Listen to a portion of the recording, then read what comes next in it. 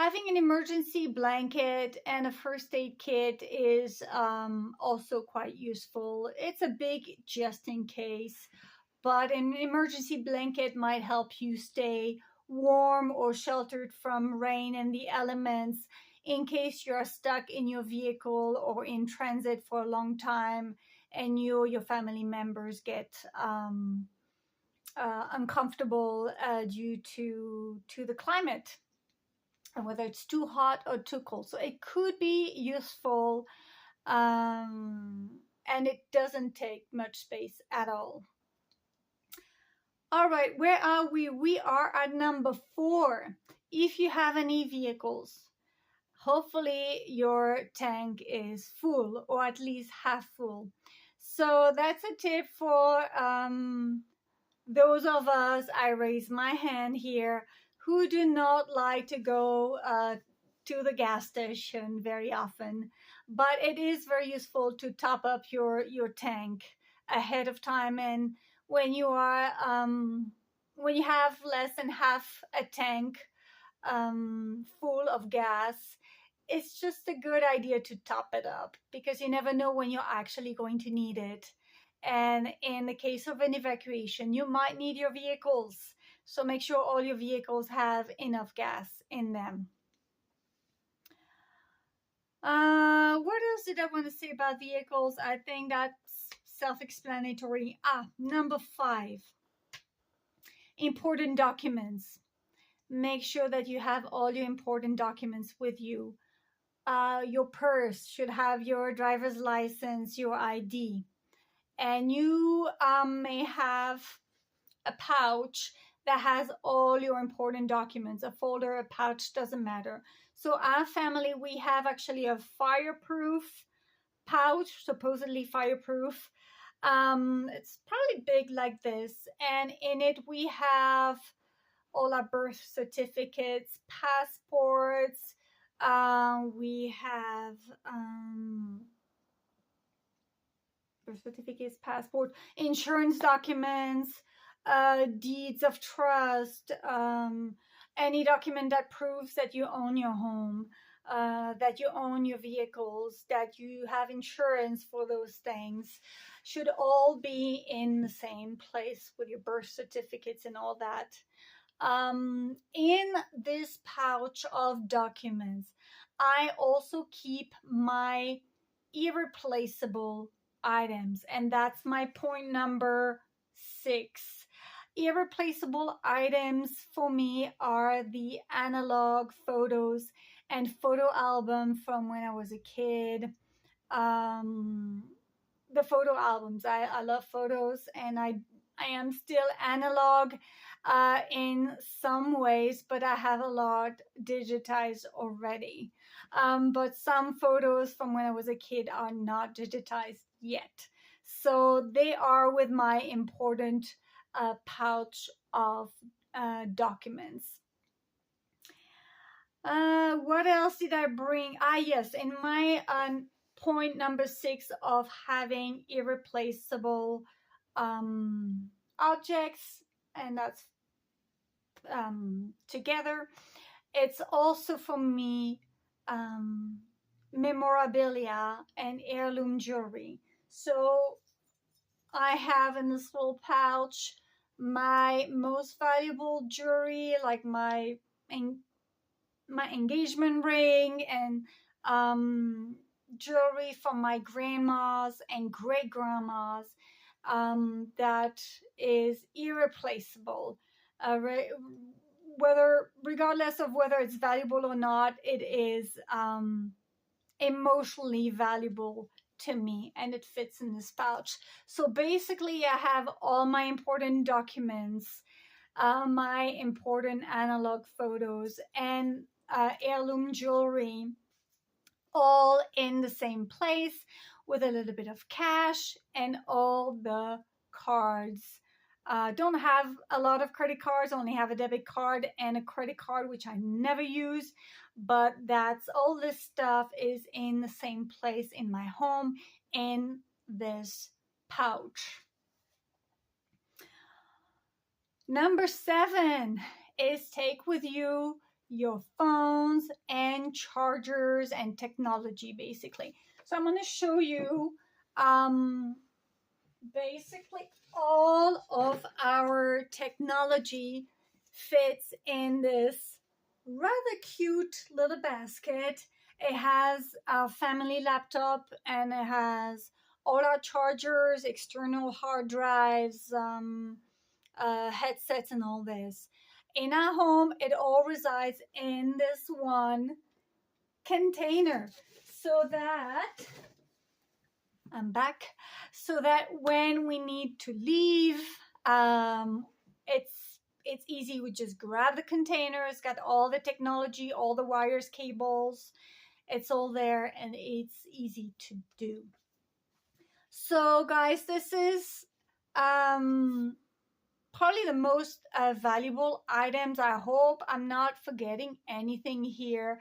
But if you had 10 to 15 minutes to leave your home and you wouldn't know when you will be coming back, those are the things to take with you.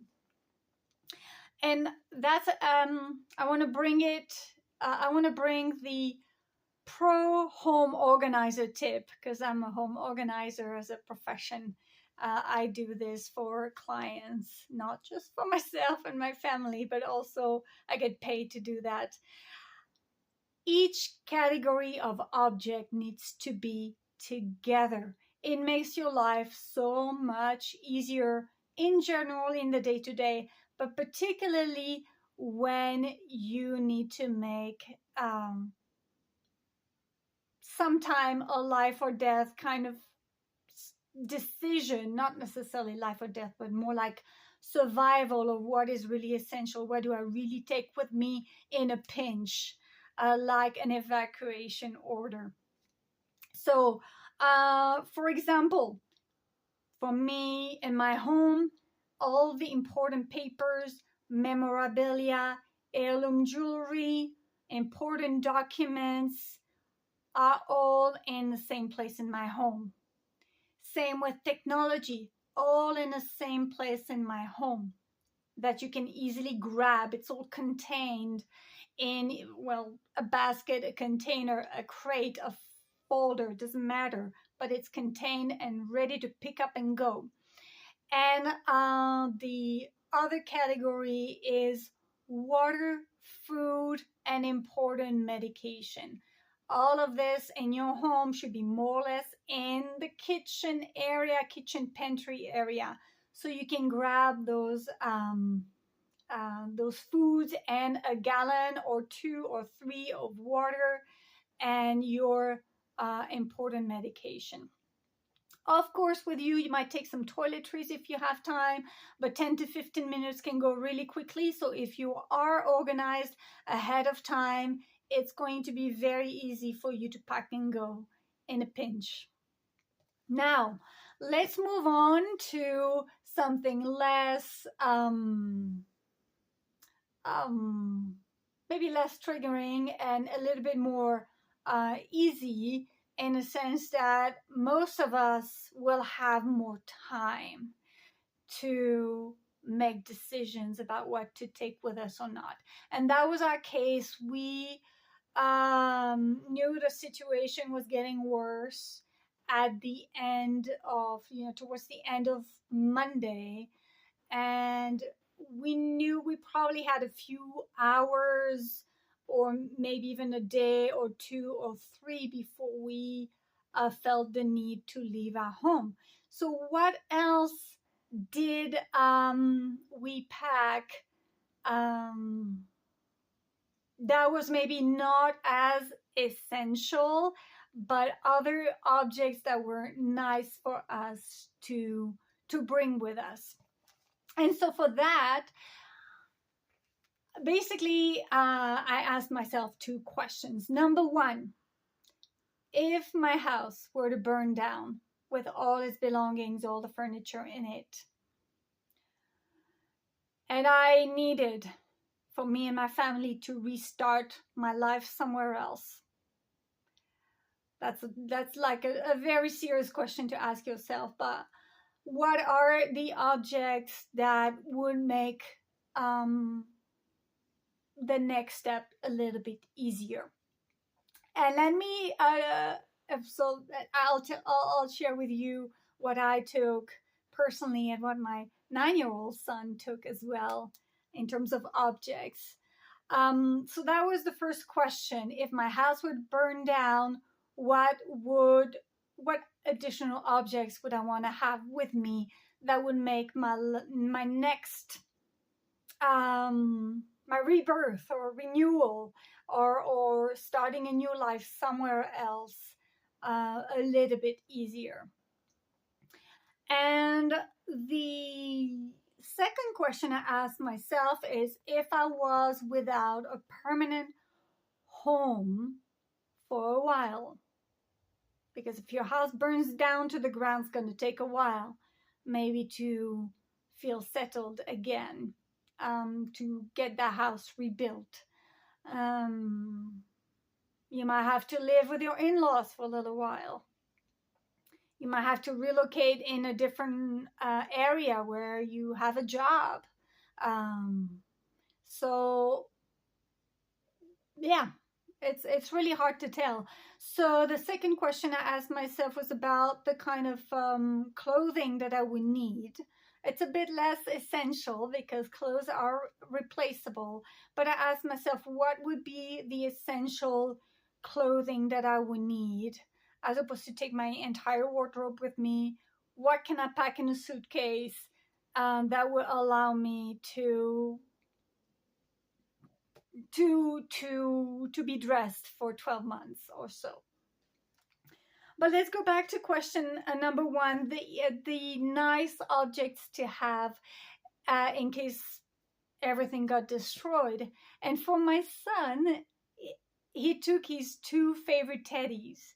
He loves these 2 teddies, and they are kind of he talks to them. He has them with them on trips, and those are his favorite objects, these teddies. So he took that with him in his little backpack.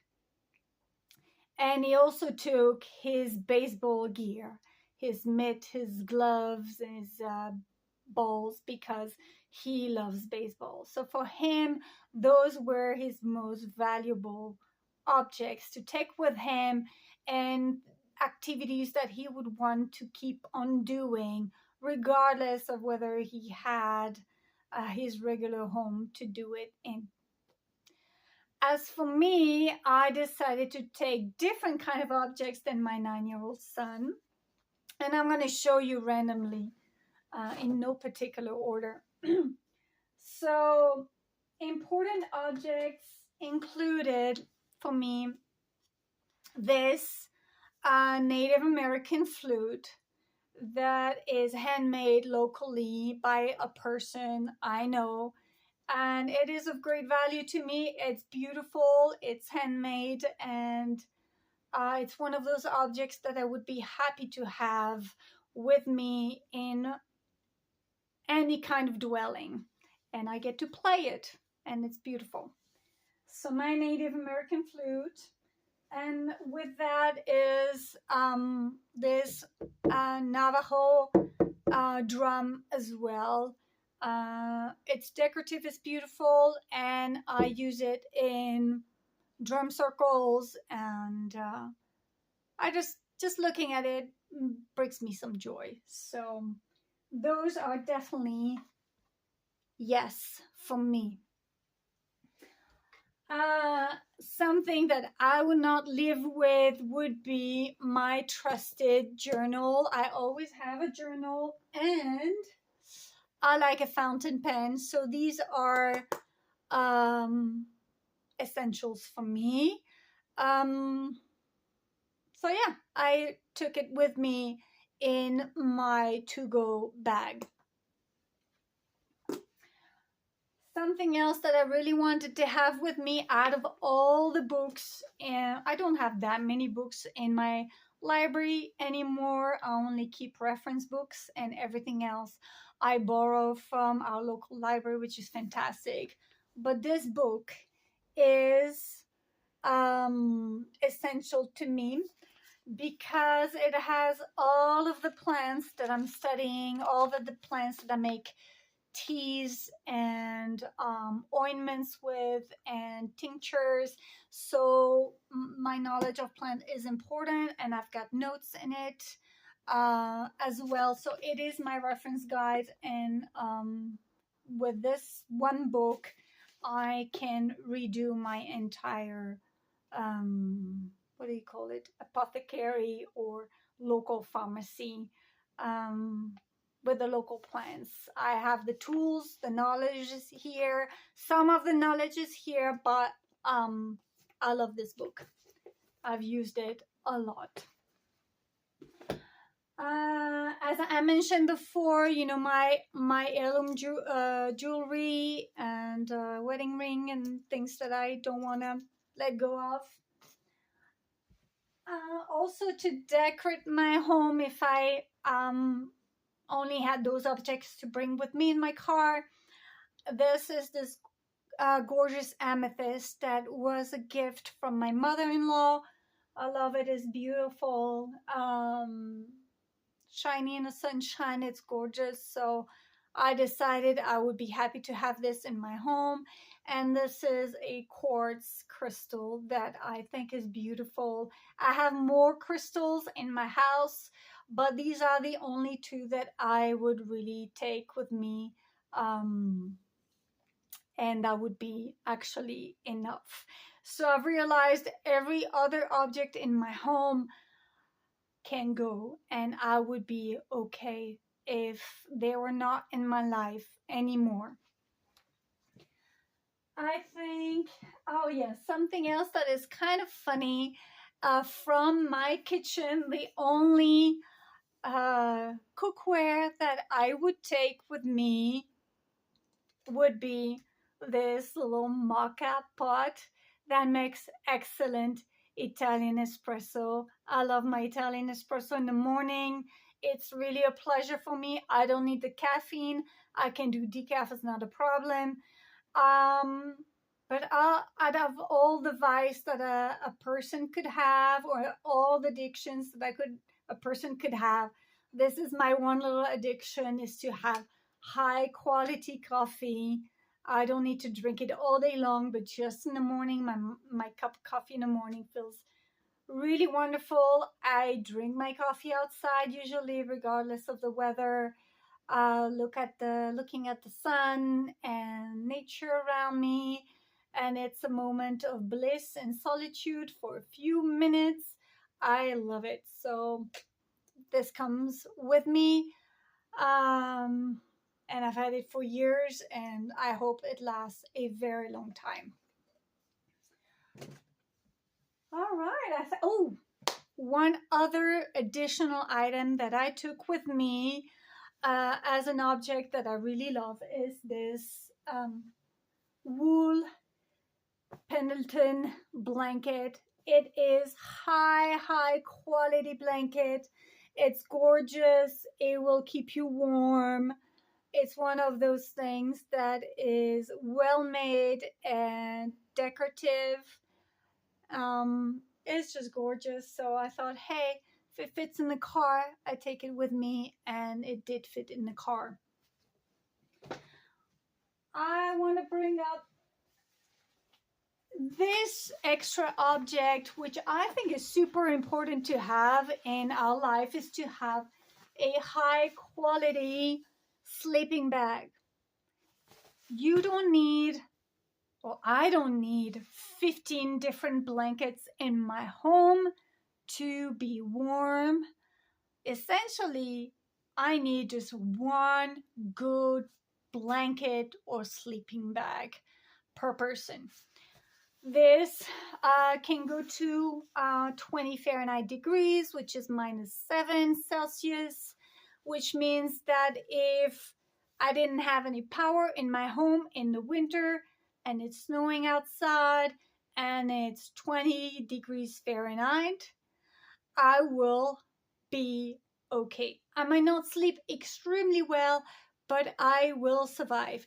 And so between this and an additional blanket, then I can survive in good conditions. And I just happen to live in a 4-season climate where it can be really hot in the summertime with very strong sun and no clouds. And because I'm in high altitude, the sun is very, very strong.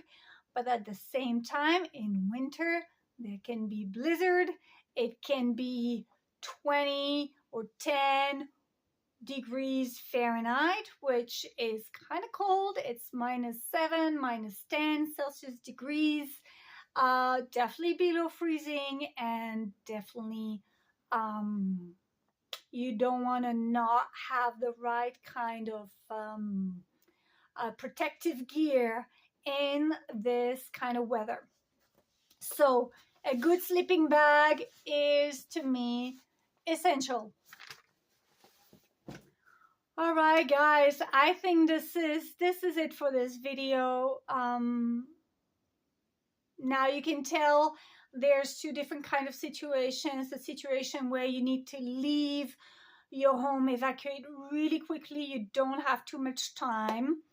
And it could be 10 to 15 minutes. So make sure you have all your important paperwork, the people you love, some water, some nutritious food, and some good clothing, and ideally a vehicle. Or make sure you somebody can drive you to a place of safety with enough gas in the tank, and maybe an emergency blanket and a good sleeping bag. And if you have a little extra time, you have time to go around your house and look at those objects that you would be happy to have with you, because you can't take big pieces of furniture or large, bulky, heavy items with you if you need to evacuate within 24 or 48 hours. It might not be so feasible to do that. So think about those little objects that you would be happy to use and have with you if you had to restart your life in a new home. All of this is actually, whilst a little bit daunting, it is good to go back to the basics, to get back to what is truly essential, and our connection with ourselves, our connections with our loved ones, our animals, and our health. That's really most important. And those activities in your life that bring you joy or that allow you to do your work. So those are the most important objects. Everything else is fluff and non-essential, nice to have, but be light, be conscious, and be grateful for what you have. It's all a gift. And yes, let's go back to the basics. And our life is more enjoyable when we don't carry too much clutter and useless items in our life.